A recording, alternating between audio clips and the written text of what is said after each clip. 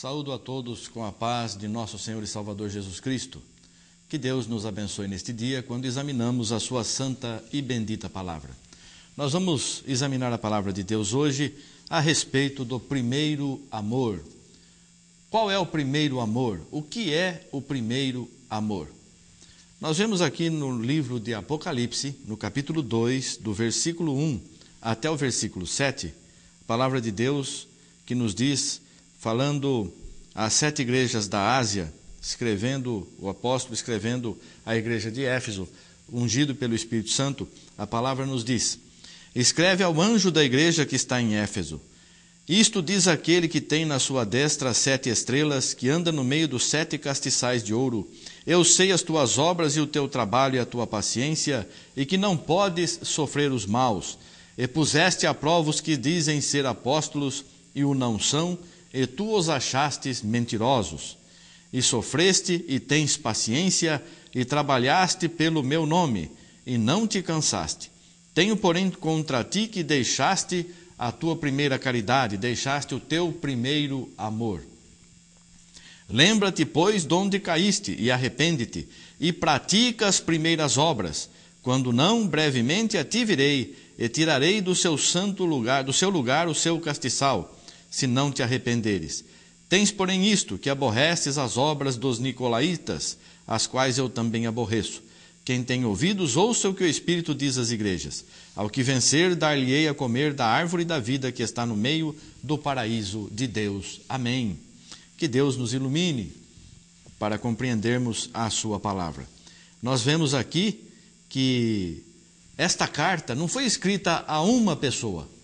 Às vezes nós pensamos que nós olhamos aqui e falamos, será que eu perdi o meu primeiro amor? Será que eu não tenho mais o amor que o Senhor exige de mim, que o Senhor quer de mim? Esta carta foi escrita à igreja que estava em Éfeso. Esta carta foi escrita à igreja, não foi escrita a uma pessoa, ou a uma pessoa indeterminada, ou algumas pessoas. Foi escrita à igreja toda. Esta igreja praticava boas obras, praticava o amor, fazia realmente uma vigilância para que não fossem enganados pelos falsos apóstolos, pelos falsos profetas. Sofrem, têm paciência, trabalha pelo nome e não se cansa. Mas o Senhor tem contra essa igreja, que deixou o seu primeiro amor. Uma igreja não é um título, não é uma denominação. Uma igreja são pessoas, povos, multidões, nações, línguas. Isso é uma igreja. É o corpo da noiva. Então nós fazemos parte da igreja de Cristo. Não importa a denominação a qual você está congregando, junto com a qual você está congregando.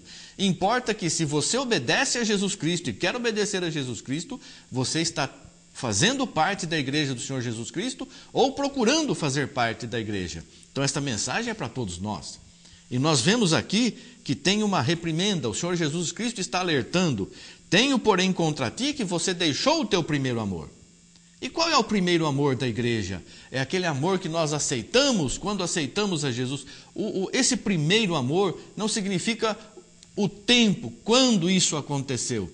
O primeiro amor é o melhor amor, é a entrega total. Não é o amor que vem a primeira vez que a gente sente o amor por Jesus.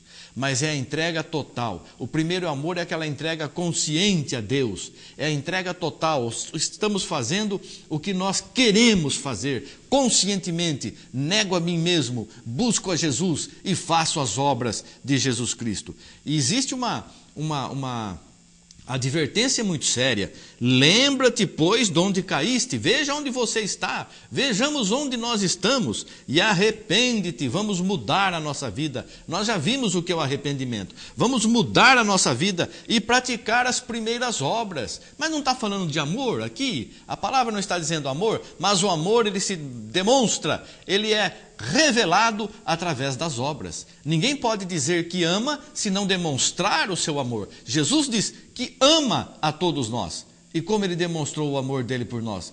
Se entregando por nós à morte, se entregando, sendo crucificado. Esse é o maior amor que existe.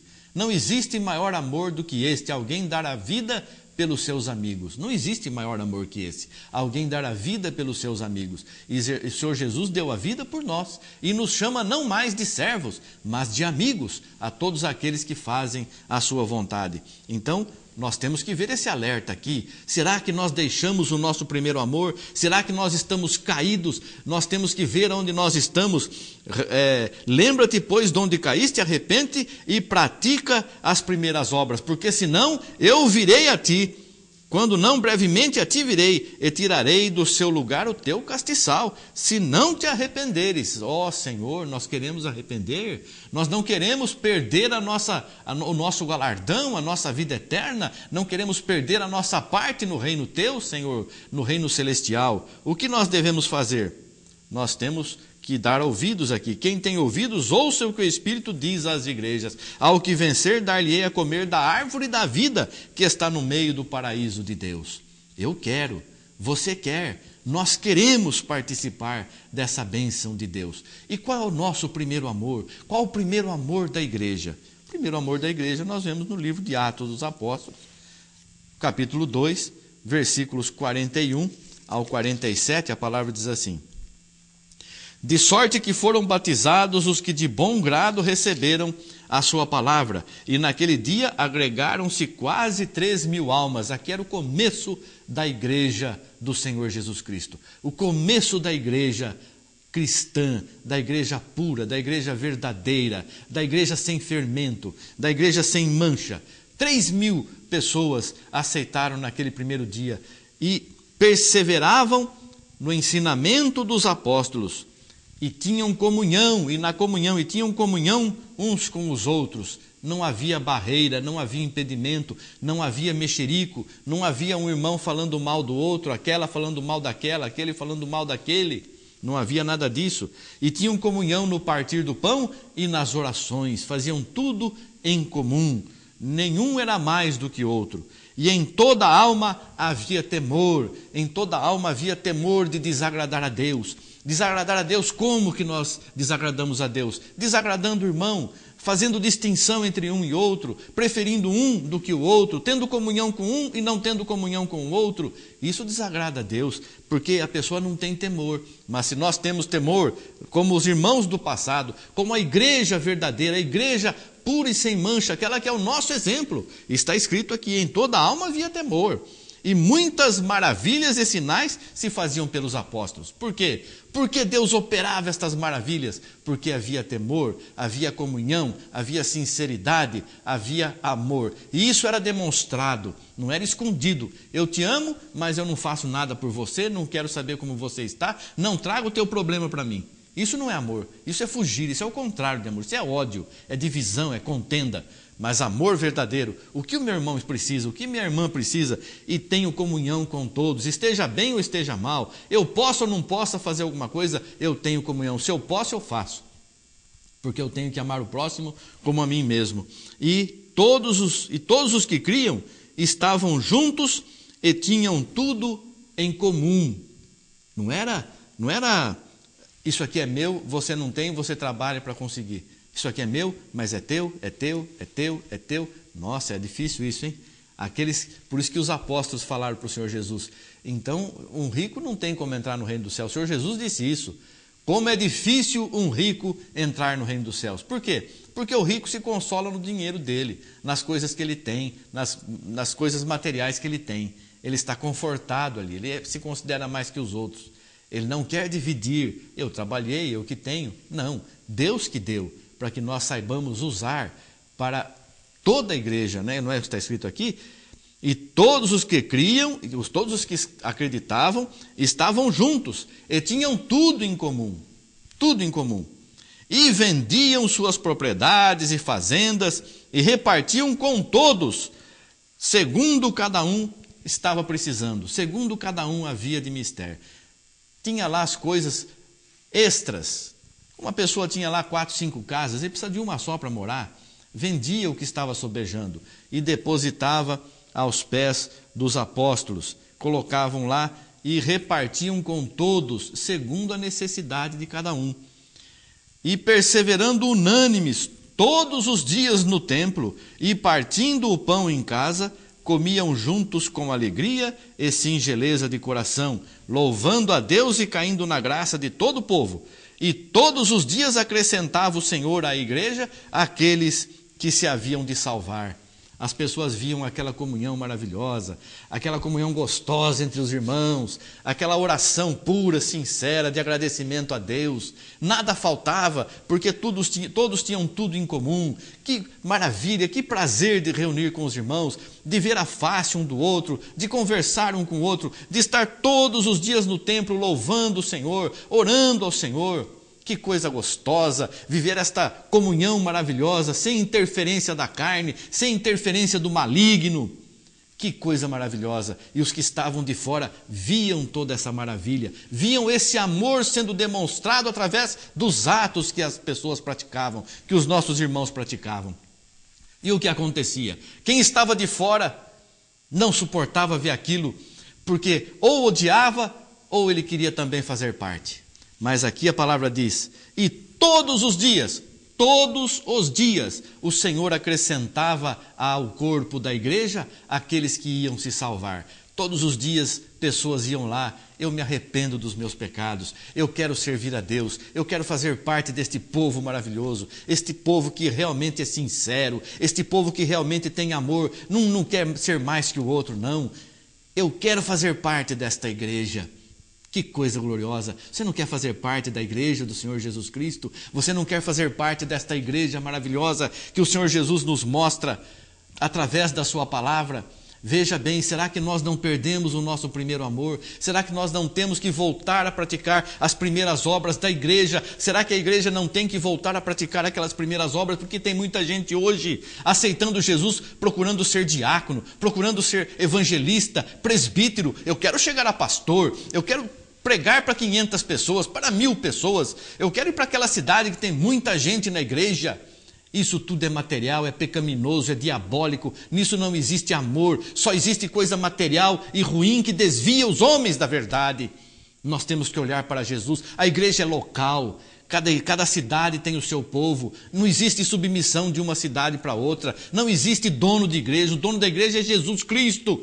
Ele sim, que coloca, que levanta, que abate, que exalta. Ele é tudo em nossa vida. Será que a igreja não tem que se arrepender, querido irmão, querida irmã, você que nos assiste? Eu te convido a fazer parte dessa igreja. Mas onde está essa igreja? Existem muitas denominações, muitos nomes, muitos pastores, cada um pregando da sua forma. Um não tem comunhão com o outro. Um chama para este lado, outro chama para aquele lado. Cadê a comunhão? Cadê a sinceridade? Cadê a união? Não está acontecendo. Nós precisamos abrir o nosso coração para Jesus. O que devemos fazer, pastor? É não aceitar denominação nenhuma. É não aceitar pastor nenhum a não ser o que vem do céu. O nosso sumo pastor, Jesus Cristo. E fazer aquilo que o Senhor coloca em nosso coração. E nos unir com pessoas que têm o mesmo ideal, que têm a mesma aceitação, que recebeu o mesmo arrependimento. E nós receberemos sempre a graça e a bênção de Deus. Vamos ler no capítulo 3, o versículo 6. Quando Pedro e João estavam indo ao templo para orar, e tinha lá uma pessoa mendigando na porta do templo, e pediu para eles uma esmola. E disse Pedro, não tenho prata nem ouro, mas o que tenho isto te dou. Em nome de Jesus Cristo Nazareno, levanta-te e anda. Aleluia! Eles não tinham dinheiro. A igreja não tinha dinheiro. Pedro não tinha dinheiro. João não tinha dinheiro. Eles não pediam dinheiro para ninguém, não. Eles tinham o que comer e o que vestir, esteja com isso contente. E aquele homem estava pedindo dinheiro, estava pedindo uma esmola. Ele era aleijado, ele não podia andar. E Pedro, olhando para ele, disse, eu não tenho ouro, eu não tenho prata, eu não tenho dinheiro para te dar. Mas o que eu tenho, aleluia, eu te dou. E é isso que nós temos que ter em nossa vida. O poder de Deus, o amor de Deus. Vamos sempre, irmãos, lembrar que todos conhecerão que somos discípulos de Jesus, se nos amarmos uns aos outros. Veja no Evangelho de São João, capítulo 13, versículo 35. Porque assim como o corpo sem espírito é morto, assim também a fé sem obras é morta. Em Tiago, capítulo 2, versículo 26. Você tem fé, então você tem que ter amor. Você tem amor, então você tem que ter fé. Se você tem fé e você tem amor, e se você tem amor e tem fé, você tem que demonstrar isso através das obras, não para ser salvo, mas porque você já é salvo, porque você já tem esse amor, porque você já tem Jesus na tua vida. Viva verdadeiramente o Evangelho e não dê ouvidos às obras e palavras estranhas que desviam os homens da salvação. Mas fique firmado na rocha inabalável, Jesus Cristo. Que Deus te abençoe, que voltemos ao primeiro amor, que a igreja seja abençoada em nome de Jesus Cristo. Amém, graças a Deus. Obrigado, Senhor. Amém.